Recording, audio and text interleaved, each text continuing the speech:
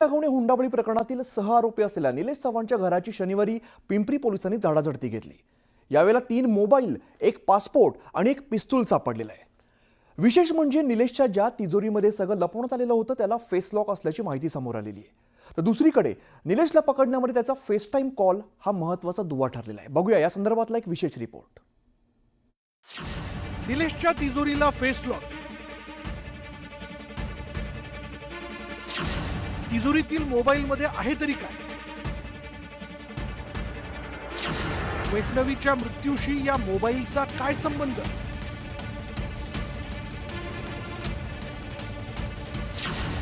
कसा सापडला निलेश पोलिसांच्या तावडीत?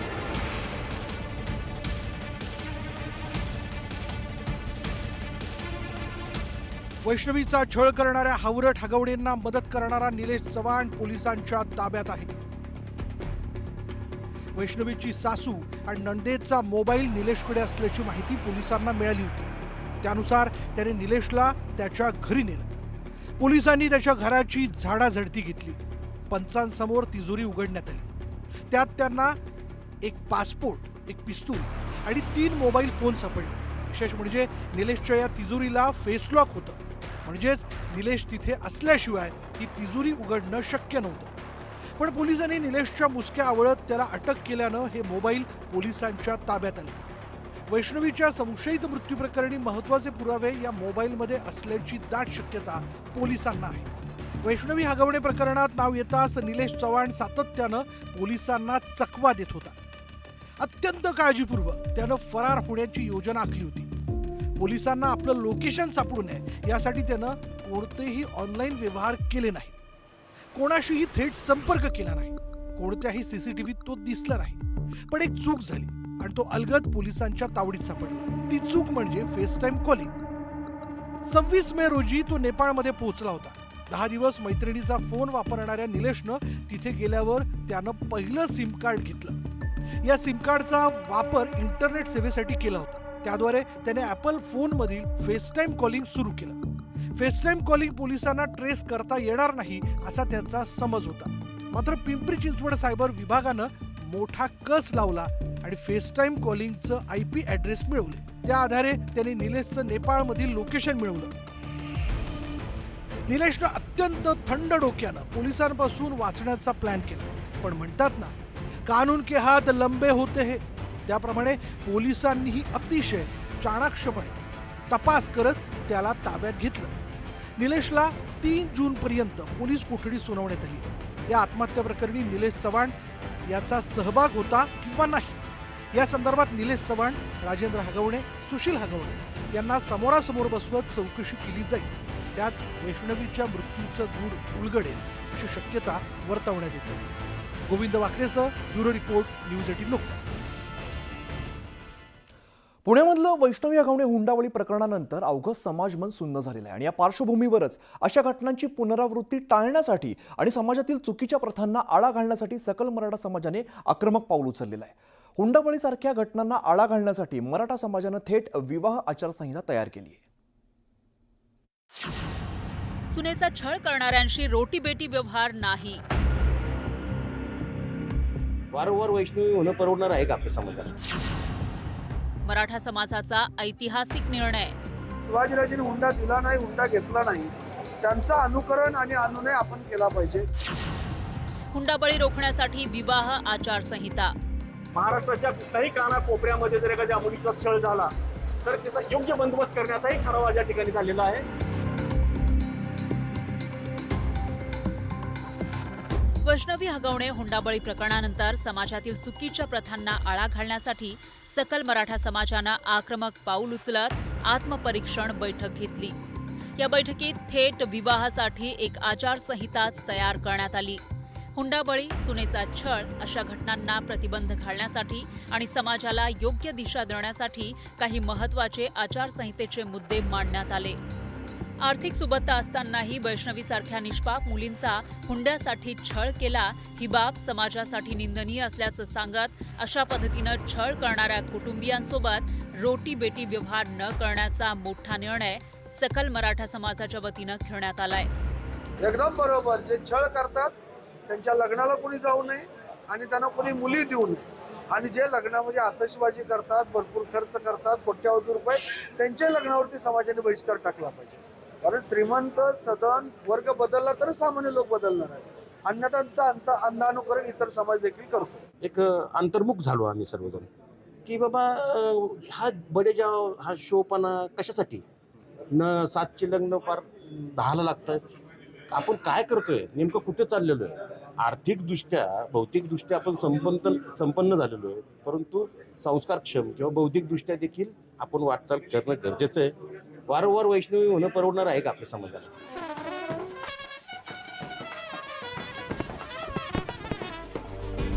पुढील काळात मराठा समाजानं कोणताही बडेजाव न मिरवता आणि अनाठायी खर्च टाळून अत्यंत साध्या पद्धतीनं लग्न सोहळे करावे असं आवाहन करण्यात आलंय.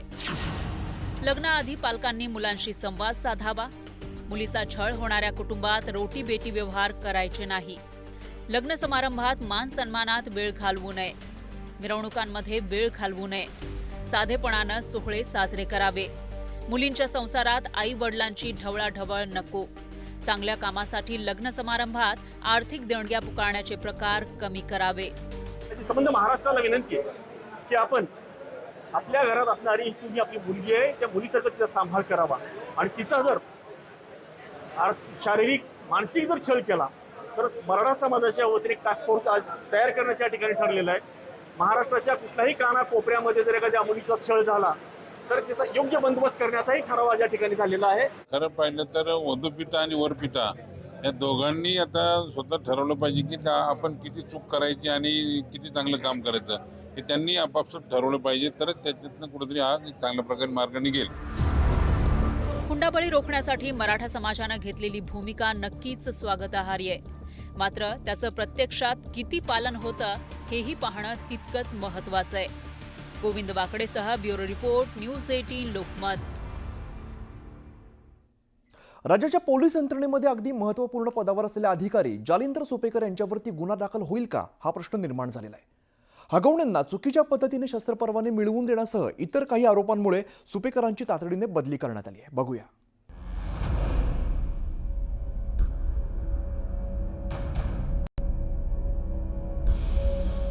जालिंदर सुपेकरांची बदली उपमहासमादेशक होमगार्ड या पदावर करण्यात आली आहे. अत्यंत अकार्यक्षम किंवा वादग्रस्त अधिकाऱ्यांना हे पद दिलं जातं असे संकेत पोलीस खात्यात आहेत. सुपेकर हे विशेष पोलीस महानिरीक्षक कारागृह आणि सुधार सेवा या पदावर कार्यरत होते. शशांक हगवणे आणि सुशील हगवणे यांचा मामा असलेले तत्कालीन अतिरिक्त पोलीस आयुक्त जालिंदर सुपेकर यांचं नाव समोर आलं. हगवणेंना मिळालेल्या शस्त्र परवान्यांवर मामा सुपेकरांची सही होती. हगवणे बंधूंना शस्त्र परवाने मिळवून देण्यासाठी खोटे पत्ते दिल्याचं माहीत असूनही परवाने मिळवून दिल्याचा आरोप करण्यात येतो. जालिंदर सुपेकर यांच्या बदलीनंतर आता अनेक चर्चा सुरू झाल्यात. यापूर्वी जालिंदर सुपेकर यांच्यावर अंजली दमानिया, राजू शेट्टी यांनी कारागृहात मोठा घोटाळा केल्याचाही आरोप केला जातोय. त्यामुळे या सगळ्या प्रकरणामध्ये जालिंदर सुपेकर हे वादग्रस्त अधिकारी म्हणून समोर येत आहेत. अशा परिस्थितीत आता जालिंदर सुपेकर यांच्या कारागृह घोटाळ्याची चौकशी होणार का? त्यांच्यावरती निलेश चव्हाणसह शशांक हगवणे आणि सुशील हगवणे यांना खोट्या पत्त्याच्या आधारावरती दिलेल्या शस्त्र परवान्याच्या बाबतीमध्ये काही गुन्हा दाखल होणार का? या सगळ्या प्रकरणाची चौकशी होणार का? असा महत्त्वाचा मुद्दा उपस्थित केला जातोय. वैष्णवी हगवणेच्या आत्महत्या प्रकरणातील आरोपींना वाचवण्यासाठी जालिंदर सुपेकर यांनी पोलिसांवर दबाव टाकल्याचा आरोप अंजली दमानिया आणि रुपाली ठुमरे पाटील यांनी केला होता. आरोपांमुळे चर्चेत आलेल्या सुपेकरांची आतापर्यंतची कारकीर्द पाहूया. सुपेकर यांची 1996 मध्ये MPSC मार्फत DYSP पदावर नियुक्ती झाली होती. परभणी, सातारा, जळगावसह इतर जिल्ह्यात त्यांनी पोलीस अधीक्षक म्हणून काम पाहिलं. महाराष्ट्र पोलीस अकादमी नाशिक तसंच CID टेक्निकल सर्व्हिसेस नंतर पुणे येथे त्यांनी आपली अतिरिक्त आयुक्त पदाची जबाबदारी पार पडली. तिथे त्यांच्या कार्यकाळात तब्बल 400 पेक्षा अधिक शस्त्र परवाने देण्यात आले.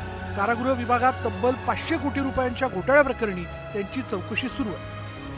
या सर्व पार्श्वभूमीवर सुपेकरांची चौकशी होईल का याकडे राज्याचं लक्ष लागलं. वैभव सोनवणे, न्यूज 18 लोकमत, पुणे. हावरट हगवणेंचं आणखीन एक लालची कृत्य समोर आलेलं आहे. लग्नामध्ये मुलीकडच्यांनी द्यायचं जे रुखवत आहे ते सुद्धा त्यांनी सोडलेलं नाहीये. या रुखवताची ऑर्डर जालिंदर सुपेकरांच्या पत्नीला द्यावी असा हट्ट त्यांनी धरला आणि त्यासाठी कसपटे कुटुंबियांकडून 1.5 लाख रुपये लाटल्याचं समोर आलंय. लुटारू हगवणेंचा आणखीन एक कारनामा. रुखवतासाठीही वैष्णवीच्या कुटुंबावर दबाव. सुपेकरांच्या पत्नीला दिली रुखवताची ऑर्डर. कसपटेंकडून लुटले 1.5 लाख रुपये. हावरट हगवण्यांची पैशांची भूक किती मोठी होती हे पुन्हा एकदा समोर आलं. कसपटे कुटुंबासोबत नातं जोडताना हगवण्यांनी प्रत्येक वेळेला फक्त आणि फक्त पैशांचा व्यवहार पाहिला. पैशांची हाव धरली. फॉर्च्युनर गाडी, 51 तोळं सोनं, चांदीच्या गौराई अशा मागण्या हगवण्यांनी वेळोवेळी केलेल्या होत्या. पण ते एवढ्यावरती थांबले नाही. तर लेकीच्या घरच्यांनी द्यायचा रुखवत आणि त्याची ऑर्डर देखील हावरट हगवण्यांनी स्वतः ठरवली. आपले मामा जालिंदर सुपेकर यांच्या पत्नीला रुखवताची ऑर्डर देण्यास हगवण्यांनी कसपटेंना भाग पाडला. आणि ही ऑर्डर थोडी नव्हती, तर तब्बल 1.5 लाख रुपयांची होती. या रुखवताचे 1 लाख रुपये चेकद्वारे तर 50,000ची रोख रक्कम दिल्याचं वैष्णवीच्या वडिलांनी सांगितलं. वैष्णवीच्या आईच्या अकाउंटवरून पेमेंट केल्याचं कसपटेंनी यावेळेला सांगितलं. सुपेकर ह्या कुटुंबाला कसं मदत करायचं पदोपदी, तर त्याच्यावर आमचं रुखवताबद्दल ते बोलले आणि म्हणाले की ताई आमच्याकडे रुखवताच्या वेळेस 1 लाख रुपये चेकनी आणि 50,000 कॅशनी या पूनम सुपेकरांच्या नावावर घेतले होते. तर मी म्हटलं त्याचे काही डिटेल्स असतील तर मला पाठवा, म्हणून मी मागितलं म्हणून त्यांनी मला आता ते चेकचे डिटेल्स पाठवले.